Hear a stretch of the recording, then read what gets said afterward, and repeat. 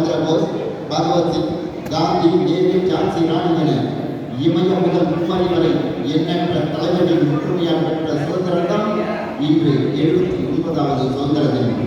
இவர்களின் மூச்சு காட்டில்தான் மூவர்ண கொடி பறந்து கொண்டிருக்கிறது. இவர்களின் மூச்சு காட்டில்தான் மூவர்ண கொடி பறந்து கொண்டிருக்கிறது.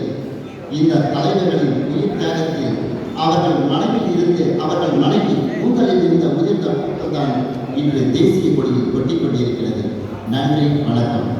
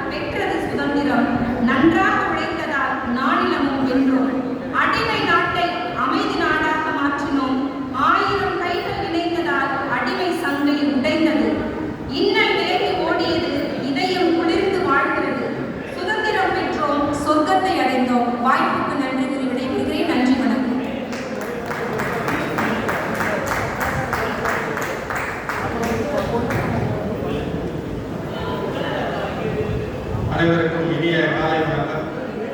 ஒற்றுமையால் பெற்ற சுதந்திரம். கத்தியேந்தி ரத்தமின்றி நடந்தது ஒரு யுத்த புரட்சி. வெள்ளையர்